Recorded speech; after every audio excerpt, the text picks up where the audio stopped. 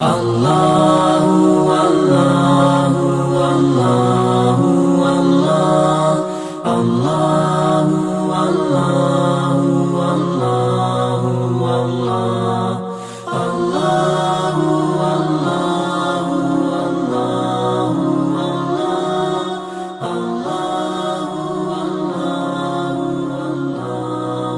کے نزدیک ہونے کے درجات ہوتے ہیں، قرب کے درجات ہوتے ہیں، اس کو ہمیں سمجھنا چاہیے۔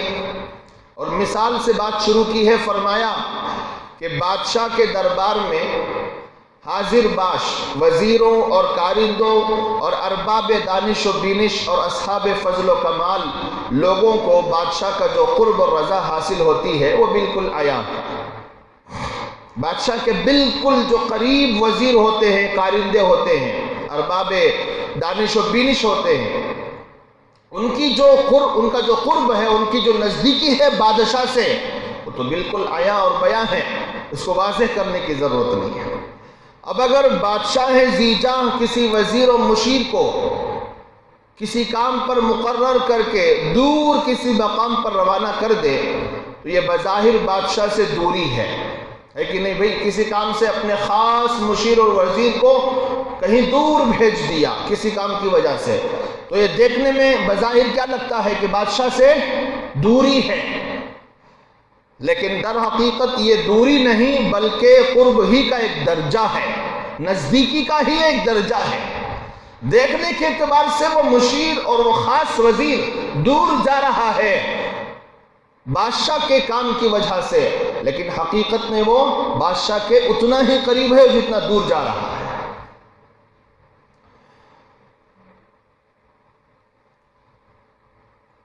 اس سے ظاہری دوری کے وقت بھی بادشاہ کی رضا اس شخص کو حاصل ہوتی ہے۔ البتہ یہ بات سمجھنی چاہیے کہ پہلی صورت بلا واسطہ قرب کی ہے اور دوسری صورت بالواسطہ قرب کی ہے۔ ڈائریکٹلی انڈائریکٹلی، بلا واسطہ بولے تو ڈائریکٹلی قرب کہاں؟ قریب رہنے میں ہے۔ جتنا بادشاہ کے قریب بیٹھے گا اور جتنا بادشاہ کا مشیر بنے گا، دردمند بنے گا، فکر مند بنے گا، اس کو اچھی راہوں سے نوازے گا، تو وہ کیا ہوگا؟ اتنا ہی خاص مشیر اور خاص وزیر ہو جائے گا۔ یہ بلا واسطہ ڈائریکٹلی قرب ہے، ڈائریکٹلی نزدیکی ہے۔ لیکن دوسری صورت بالواسطہ قرب ہے، گیا تو دور ہے لیکن بادشاہ کی محبت میں بادشاہ کے کام کے لیے گیا ہے، اگرچہ کہ ظاہراً دیکھنے کے اعتبار سے دور گیا ہے لیکن ہے کہاں؟ بادشاہ کے دل کے قریب ہے، انڈائریکٹلی۔ بعینہ، مثال دے کر فرماتے اسی طرح اللہ تعالیٰ سے قرب کے دو درجے ہیں، اللہ تعالیٰ سے نزدیکی کے دو درجے ہیں، اللہ تعالیٰ کی ولایت اور دوستی کے دو درجے ہیں۔ ایک قرب بلا واسطہ، دوسرا قرب بالواسطہ۔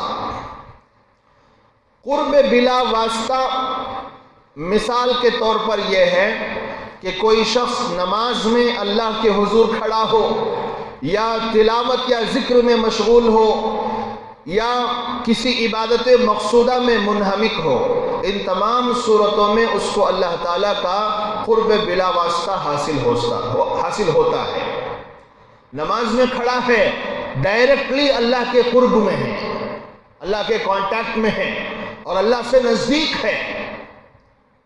تلاوت کر رہا ہے اللہ کے دھیان کے ساتھ، اللہ کے نزدیک ہے، قریب ہے، اس کا قرب حاصل ہو رہا۔ یہ صورتیں ہیں جس سے اللہ کا قرب بلا واسطہ حاصل ہوتا ہے۔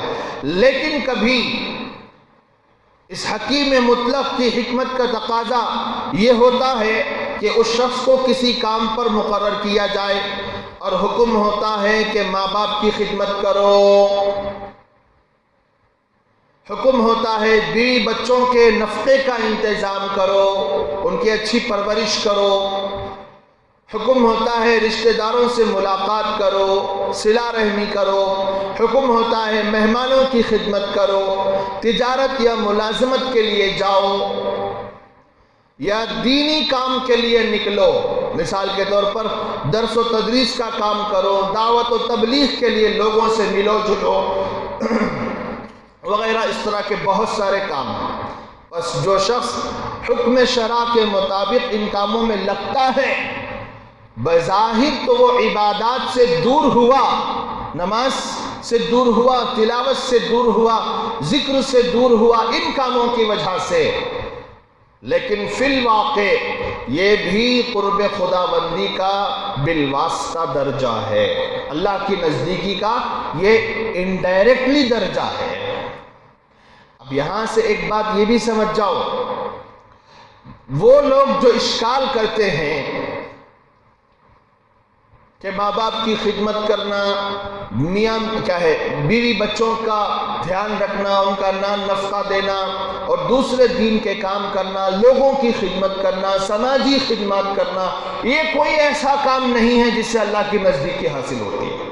اس لیے جا کے قبرستان میں چلا بیٹھ گیا یا مسجد میں بیٹھ گیا یا کہیں دور جنگلات کی طرف نکل گیا، اللہ اللہ اللہ کرتے ہوئے بیٹھ گیا،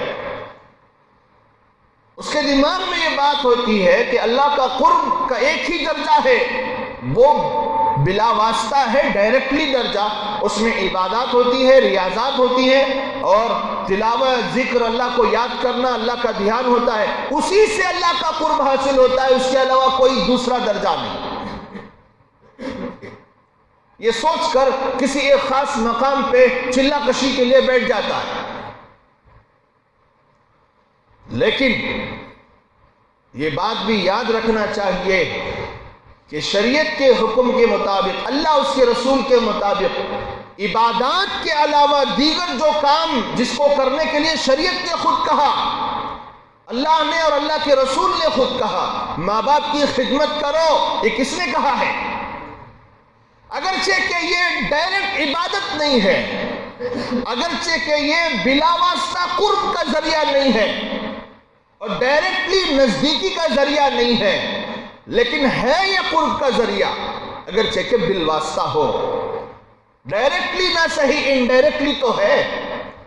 تو یہ اس طرح کے سارے کام جس کو کرنے کے لیے اللہ نے کہا، رسول اللہ نے کہا، لیکن وہ عبادات کے زمرے میں نہیں آتے، وہ عبادات کی قبیل سے نہیں ہیں، تو وہ بھی بالواسطہ اللہ کی نزدیکی اور قرب کا ذریعہ بنتے ہیں۔ ایک موٹی مثال جو بچپن سے آپ نے سنا ہوگا، خدمت سے کیا ملتا ہے؟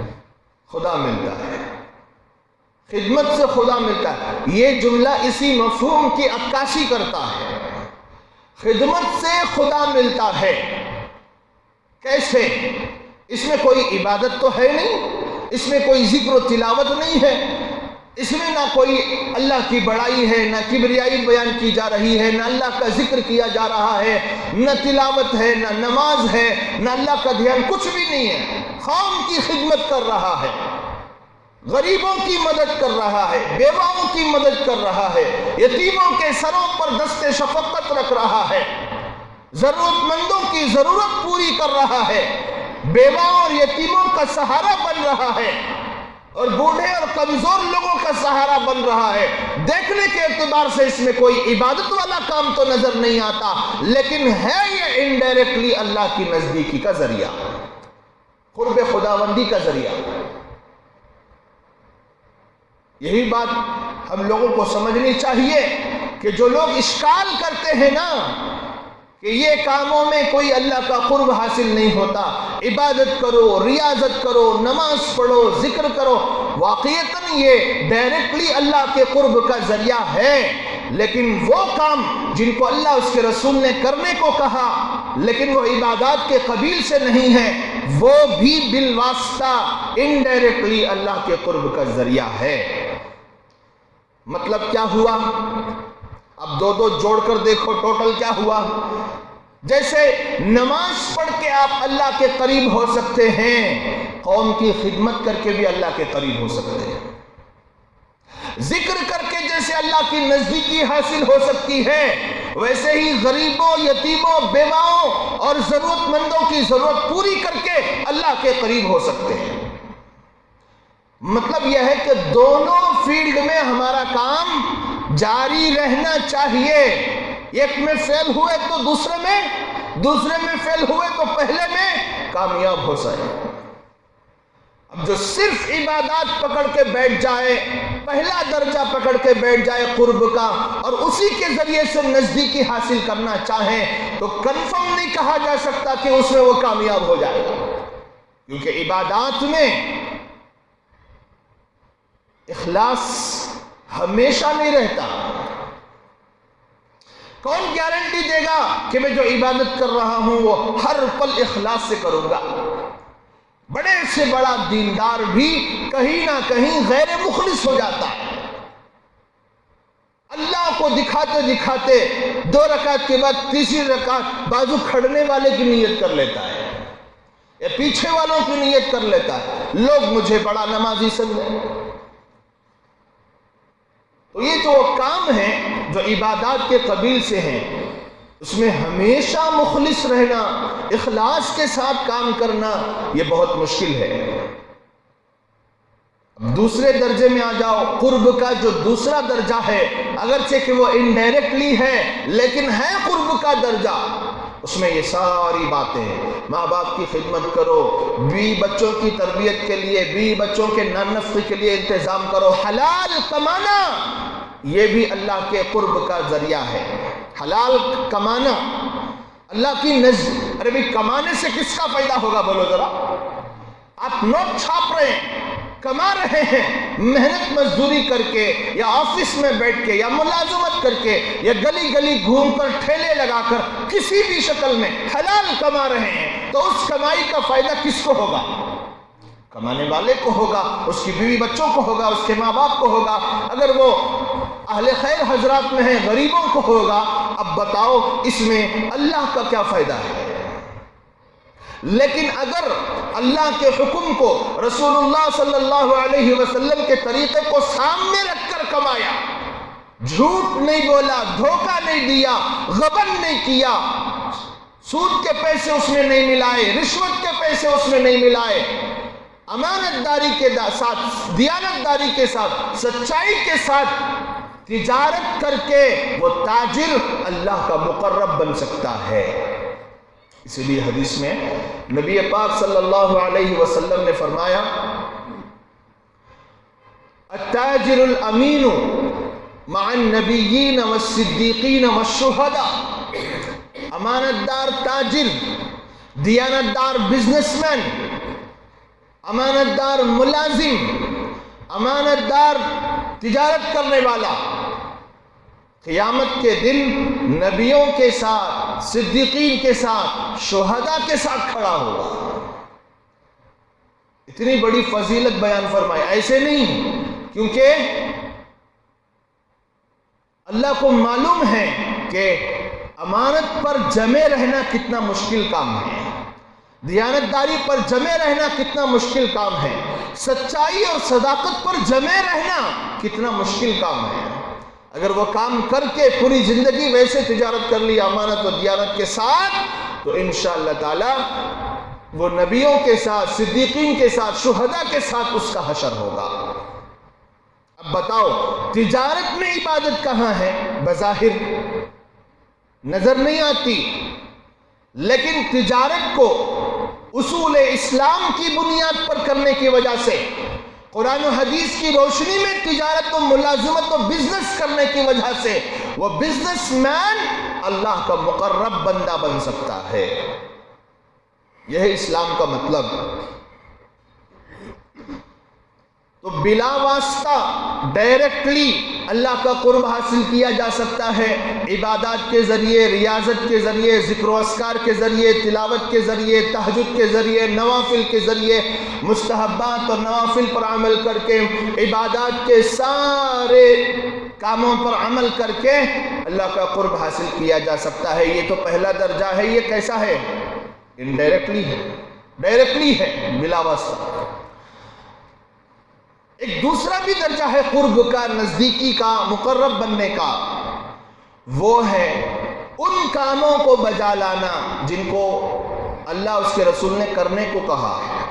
ماں باپ کی خدمت کرنا، بیوی بچوں کا نان نفقہ اٹھانا، حلال کمانا، حلال تجارتیں کرنا، اس میں جھوٹ اور دھوکے اور فریب سے بچنا، امانت داری اور دیانت داری سے کمانا. اور دوسرے کام ہیں دین کی تعلیم دینا، درس و تدریس کے لیے بیٹھنا، لوگوں کو دین سکھانا، لوگوں کے سامنے بیان کرنا، لوگوں کے سامنے تقریر کرنا، اللہ کے احکامات اور رسول اللہ کے احکامات لوگوں تک پہنچانا، دعوت و تبلیغ کے لیے اپنے گھر بار کو اور اپنی ذمہ داریوں سے تھوڑی دیر کے لیے نکل کر ہی صحیح جانا، لوگوں کو سمجھانا. یہ سب وہ کام ہیں جن میں اگرچہ کہ بظاہر کوئی عبادت والی شکل نظر نہیں آتی، لیکن ہے یہ بھی اللہ کے قرب کا ذریعہ. یہ سارے وہ کام ہیں.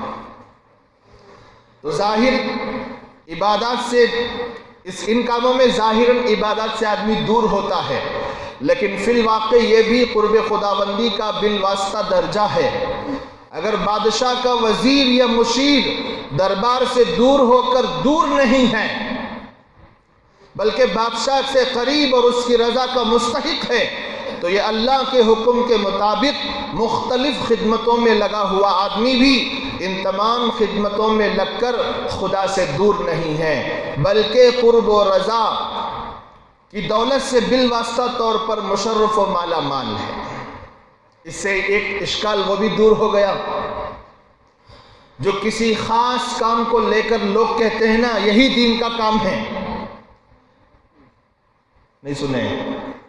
کچھ لوگ کہتے ہیں ہم جو کر رہے ہیں وہی اصل دین کا کام ہے، باقی سب ایسے ہی ہے، بیکار ہے.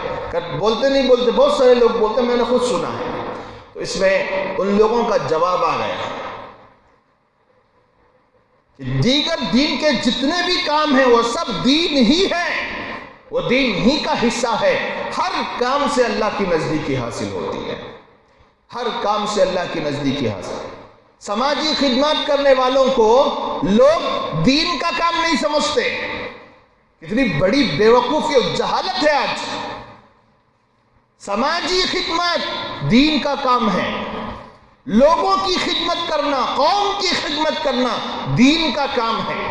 لیکن اسے آج کوئی سمجھ رہا ہے این جی او چلا رہا ہے، وہ دنیا کا کام ہے. کس کا کام ہے؟ ہاں واقعیتاً اگر اس کا مقصد صرف دنیا کمانا ہے اس سے تو کہنا بجا ہوگا، لیکن کوئی اپنے رب کو راضی کرنے کے لیے قوم کی خدمت کر رہا ہے اور اس کے لیے سرگرداں ہے، صبح شام دوڑتا بھاگتا ہے، لوگوں کی ضرورتیں پوری کرتا ہے، لوگوں کے درد کو سمجھتا ہے اور غریبوں کے درد کو سمجھتا ہے، تو وہ اللہ کے نزدیک ہو رہا ہے، اگرچہ کہ عبادت کرنے والا اسے سمجھ نہیں پا رہا. تو بہت سارے راستے ہیں جس سے اللہ کے قریب ہوا جا سکتا ہے. اسے بنیادی طور پر 2 درجوں میں تقسیم کر کے بتایا گیا. ایک قرب کا درجہ بلا واسطہ، دوسرا قرب کا درجہ بالواسطہ. بالواسطہ میں جتنے بھی طریقے ہیں قرب کے وہ سب اللہ کے قریب کرنے والے ہیں، اللہ کے نزدیک لے جانے والے. تو کسی بھی دین کے کام کرنے والے کو حقیر سمجھنا، اسے کمتر سمجھنا اور اپنے آپ کو افضل سمجھ جانا اور اپنے آپ کو سب کچھ سمجھ جانا، یہ ہلاکت کی چیز ہے. جو بھی جس زمرے میں بھی جس پلیٹ فارم سے کام کر رہا ہے اور اگر اس کی نیت اچھی ہے، مخلوق کو فائدہ پہنچانا اس کا مقصد ہے اور اللہ کو راضی کرنا اس کا مطمع نظر ہے، خدا کی قسم عبادت کرنے والا، تلاوت کرنے والا، ذکر کرنے والا، اللہ اللہ کی صدائیں بلند کرنے والا جیسے اللہ کے قریب ہو رہا ہے، ویسے ہی یہ سماجی خدمت کرنے والا بھی اللہ کے قریب ہو رہا ہے. نظریہ بدلو. شریعت نے ہمیں یہ نظریہ نہیں دیا. آج ہم سمجھ رہے ہیں دین کا کام تو صرف وہی ہے جو ہم کر رہے ہیں، پڑھنا پڑھانا، دعوت و تبلیغ کا کام کرنا، خانقاہوں میں بیٹھ کر اللہ اللہ کرنا، یہی سب کچھ ہے، یہی دین ہے. واقعتاً یہ قرب کا پہلا درجہ ہے، لیکن جو بالواسطہ درجہ جس کو شریعت نے قرار دیا اس میں بہت سارے کام آتے ہیں. ان کے ذریعے سے بھی اللہ کی نزدیکی اور قرب حاصل کیا جا سکتا ہے۔ اللہ اللہ اللہ